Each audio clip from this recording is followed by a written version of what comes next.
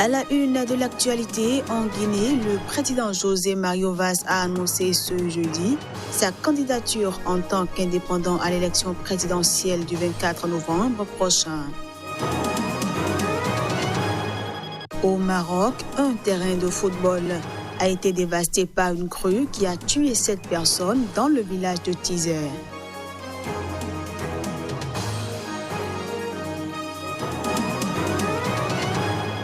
Et puis Monder Kebayer a été nommé comme nouveau sélectionneur de la Tunisie. Il a signé un contrat de 3 ans.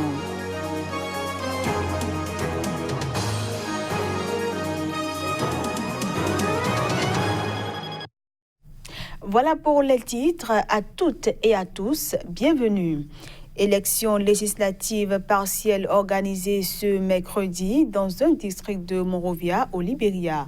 Le parti du président George Weah a remporté le siège de député en jeu. La Commission électorale nationale du Libéria a annoncé les résultats d'une législative partielle organisée mercredi. La campagne a été marquée par des violences préélectorales. À l'issue du scrutin, le candidat de la coalition pour le changement démocratique, Aboubana Kamara, est déclaré vainqueur avec 49,2% des voix contre 38,9% pour l'opposante Telia Uré. Cette dernière a reconnu sa défaite et félicité son rival. Elle était la candidate d'une coalition de 4 partis d'opposition, The Collaborating Political Parties. La législative partielle de mercredi dans le district 15 du comté Montserrado, qui inclut Monrovia, s'était d'abord tenue le 29 juillet, en même temps qu'une sénatoriale partielle pour un siège remporté par un candidat de l'opposition. Après contestation des résultats de la législative partielle par Uré, la commission électorale a ordonné qu'un nouveau vote soit organisé mercredi dans 20 des 94 bureaux de vote du district 15, concernant 8 515 des 39 005 électeurs que compte le comté.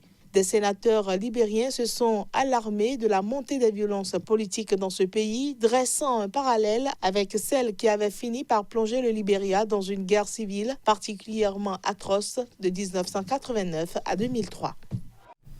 En Guinée-Bissau, le président José Mario Vaz, dont le mandat s'est achevé en juin dernier, se présentera en indépendant à l'élection présidentielle du 24 novembre prochain. Il a fait l'annonce ce jeudi. Exclu du Parti africain pour l'indépendance de la Guinée et du Cap-Vert, José Mario Vaz, le président sortant de la Guinée-Bissau, se présente à la présidentielle en indépendant après avoir échoué à obtenir l'investiture du parti MADEM, une formation de l'opposition.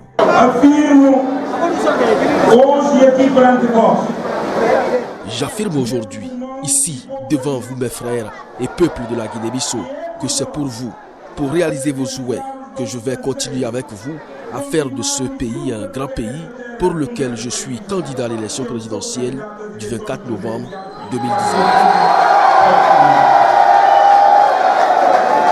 Le président José Mario Vaz pourra compter sur le soutien des partisans. J'ai décidé de le soutenir une nouvelle fois car au cours de son mandat, tout fonctionnait normalement.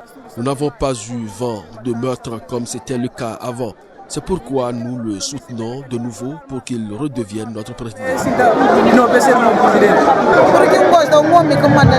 Je le soutiendrai parce que c'est un homme qui a dirigé le pays sans violence, sans bruit et jusqu'à la fin de son mandat. Je voudrais que toute la jeunesse vote en sa faveur pour qu'il revienne au pouvoir. La Guinée-Bissau est secouée par une crise politique depuis le limogeage en août 2015 par le président Vaz de Domingos Simoes Pereira, chef du PAIGC, qui était son premier ministre. L'après-Béchir préoccupe les Soudanais qui restaient ce jeudi dans l'attente de l'annonce de son premier gouvernement. Les discussions étaient toujours en cours autour du choix des ministres qui devront gérer la transition vers un pouvoir civil. Le Premier ministre soudanais Abdallah Hamdok devait annoncer mercredi les noms des principaux ministres.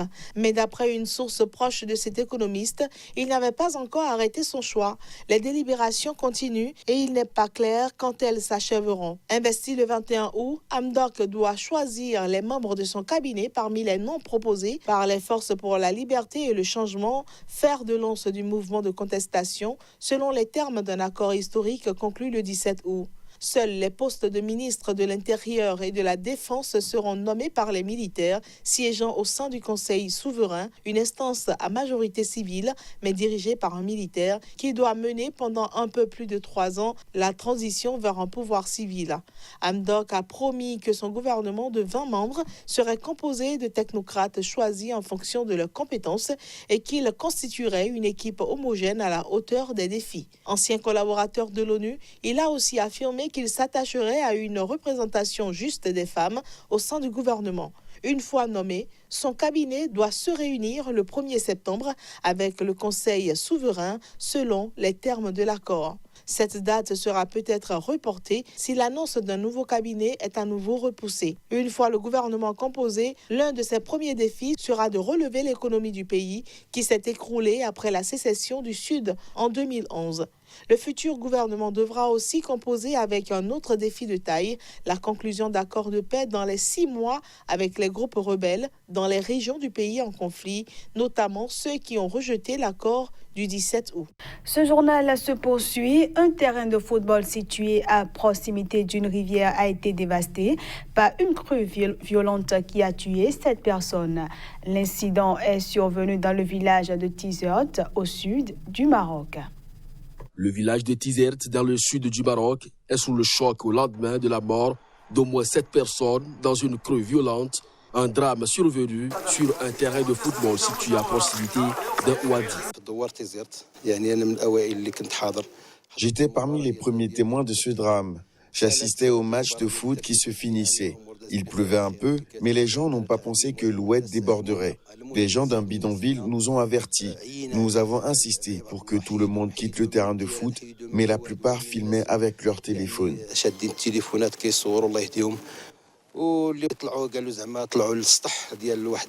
Ils sont montés sur les tribunes du terrain de foot pour se réfugier en pensant que l'oued n'arrivera pas à leur niveau. Mais ils ont été surpris dans l'effondrement des murs du terrain du foot. Tandis que les habitants du village enterraient les morts, un hélicoptère survolait la localité située dans la région de Taroudan pour trouver d'éventuelles victimes, dont un homme de 65 ans porté disparu selon les témoins. La Fédération tunisienne de football a nommé Monder Kebayer, l'ancien entraîneur de l'Espérance sportive de Tunis, au poste de sélectionneur. Il remplace ainsi Alain Giresse. Monder Kebaye a été nommé comme nouveau sélectionneur de la Tunisie en remplacement du Français Alain Giresse, a annoncé ce mardi la Fédération tunisienne de football. Pour nous, parmi tous les CV que nous avons reçus, c'était automatiquement celui de Monder Kebayer qui est sorti du lot. Dans notre tête, même si Monder Kebayer était l'assistant de Nabil Maouloul, l'ancien sélectionneur de l'équipe de Tunisie, c'était lui qui pouvait à tout moment prendre la relève. Et il a pris la relève. Monder Kebaye, qui a signé un contrat de 3 ans, va connaître sa première expérience à la tête d'une sélection. Cela fait plus de 15 ans que je rêve de ce jour, que j'ai l'ambition d'être un jour à la tête de l'équipe nationale. Donc je remercie Dieu d'en être arrivé là. Et tout ce qui concerne la pression, cela a toujours existé dans des commissions et nous avons toujours fait face aux difficultés. Et la vraie capacité de préserver sera mise en évidence face à des situations identiques. L'une de mes grandes convictions est que l'équipe nationale peut aller très loin. Les équipes nationales qui atteignent des performances et à un meilleur niveau. Ce qui les distingue, c'est beaucoup d'envie, beaucoup de cohésion et dans les moments difficiles, faire preuve de beaucoup de solidarité. Et je pense qu'on travaillera tous sur ce point en tant que staff. Âgé de 49 ans, Monder Kebaye a par le passé exclusivement entraîné des clubs locaux, dont le club africain et l'Espérance sportive de Tunis. Plus de 2 semaines après sa mort dans un accident de moto à Abidjan, la Côte d'Ivoire rend un dernier hommage à la star du coupé-décalé ce vendredi. Ceci avant l'inhumation de Didier Arafat samedi. Ce vendredi, la Côte d'Ivoire rend hommage à DJ Arafat. Les organisateurs attendent au bas mot 100 000 personnes dans et autour du stade Félix Houphouët-Boigny à Abidjan, qui peut en accueillir 40 000 au maximum. Sa communication, c'était quelqu'un d'exceptionnel. Quelqu'un qui se démarquait sur tous les plans des autres artistes. Donc franchement, sa personnalité vraiment me fascinait beaucoup. C'est un artiste qui a changé le paysage musical africain, de par ses concepts de danse, de par son évolution qu'il a proposé et qu'il a amené du coupé-décalé, de par son rapport à la communication digitale. C'était un génie. Ces buzz, comme ils le disent, c'était un moyen pour lui de faire vivre son personnage et sa musique. Alors évidemment, il y avait des choses plus véhémentes que d'autres, naturellement, parce que Arafat était comme ça.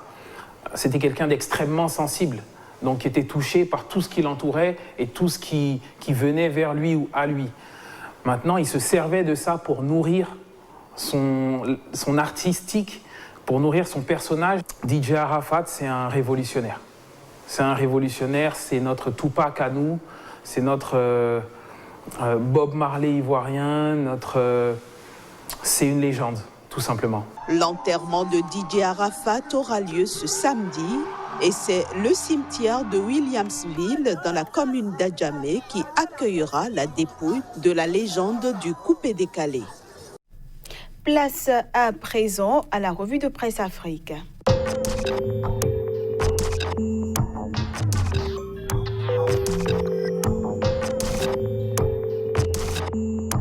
Bonjour à tous. Déjà 900 jours de prison pour Khalifa Sall au Sénégal, une date marquée par un message fort de l'ancien maire de Dakar à ses partisans et à tous les Sénégalais depuis ses geôles. 900 jours de détention, Khalifa Sall se fait entendre, propose en titre Walf Quotidien. De son côté, le Témoin quotidien qui rapporte que ses partisans ont commémoré la triste date hier, placarde en manchette, Khalifa, 900 jours de captivité et toujours zen. À la une de Sud Quotidien, Khalifa Sall déclare, je cite, « Nous sommes restés inébranlables et face aux épreuves, nous avons renforcé notre résilience. » Fin de citation. Réumi Quotidien, qui met en lumière un autre extrait du message de l'ancien maire de Dakar, nous fait lire, je cite, « Khalifa Sall, sur ces 900 jours de détention, nous ne devons pas vivre avec la haine au cœur. » Fin de citation. Le canard sénégalais Le Quotidien qui croit avoir décelé à travers ce message une réponse de l'ancien maire au chef de l'État affiche en gros titre « Khalifa répond à Macky, Sall message ». Le journal qui reprend les propos du détenu nous donne à lire à sa une, je cite, « Le Sénégal est plus grand que nos destins individuels, que nos vanités puériles. Il est illusoire de tenter de m'empêcher d'avoir une ambition pour notre pays. » Fin de citation. Et à Vox Populi d'ajouter en titre un autre bout de citation de Khalifa Sall, je cite, « Rien ne pourra nous arrêter si ce n'est la volonté divine. » Fin de citation.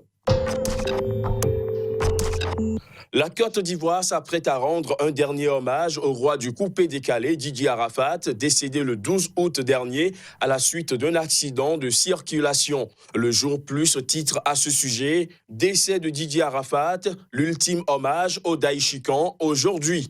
Le sursaut nous apprend pour sa part que pour cet ultime adieu à Didier Arafat, c'est tout Abidjan qui retient son souffle. Information confirmée par le Nouveau Réveil qui, après avoir fait le même constat, se demande ce qui va se passer à Abidjan. Si le Nouveau Réveil, lui, s'interroge, l'essor d'Abidjan annonce déjà que lors des obsèques de Didier Arafat, les banques seront fermées au plateau vendredi et samedi. En attendant le déroulement du programme, l'intelligent d'Abidjan rend un vibrant hommage à l'artiste à travers un dossier complet intitulé « 33 témoignages et actes inédits pour l'adieu à Didier Arafat ». Ce sera tout pour cette revue de presse. Et voilà, mesdames, messieurs, ce sera également tout pour cette édition que je vous remercie d'avoir suivi.